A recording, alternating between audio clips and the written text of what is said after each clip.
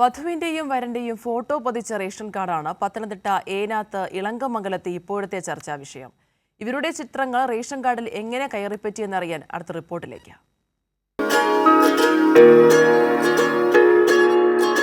ഒറ്റനോട്ടത്തിൽ റേഷൻ കാർഡാണെന്നേ പറയൂ.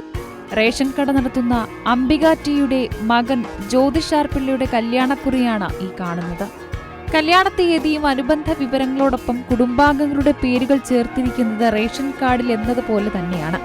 കല്യാണക്കുറി റേഷൻ കാർഡാക്കി മാറ്റുന്നതിനെ കുറിച്ച് ജ്യോതിഷ് പറയുന്നത് ഇങ്ങനെ: എല്ലാത്തിൽ നിന്നും ഒരു വ്യത്യസ്തമായിട്ടുള്ള കാര്യം വേണമെന്നുള്ളതായിരുന്നു എന്റെ മനസ്സിലുള്ള ചിന്ത. എല്ലാരും റേഷൻ കാർഡ് ആണെന്ന് തന്നെയാണ് വിചാരിച്ചത്. അതിന് കടയിൽ പുതിയ കാർഡിന്റെ അപ്ഡേഷൻ എങ്ങാണ്ട് വന്ന് കാർഡ് മാറുന്നുണ്ട്, അതിന്റെ കാര്യം പറയാനായിട്ട് വരുന്നതാണെന്നാണ് എല്ലാവരും ധരിക്കുന്നത്. മകന്റെ വ്യത്യസ്തമായ ആശയത്തിന് അമ്മയും സമ്മതം മൂളുകയായിരുന്നു. റേഷൻ കടയില്ലയോ, പുതിയ കാർഡ് വല്ലോ ഇനി ആയിട്ടുണ്ടോ, അതുകൊണ്ട് ചേച്ചി വരുവാന്നോന്ന് ആൾക്കാരെല്ലാം പറയുന്നത്. ഞാൻ അന്നേരം പറഞ്ഞത് റേഷൻ കാർഡല്ല, കല്യാണക്കുറിയാ. അന്നേരം അവര് നോക്കുമ്പോഴാ ഇത് കല്യാണക്കുറിയാന്ന് അറിയുന്നത്. റേഷൻ കടയിൽ വരുന്നവർക്ക് മാത്രമല്ല, നാട്ടിലാകെ ആളുകൾക്ക് കല്യാണത്തിന് ക്ഷണമുണ്ട്.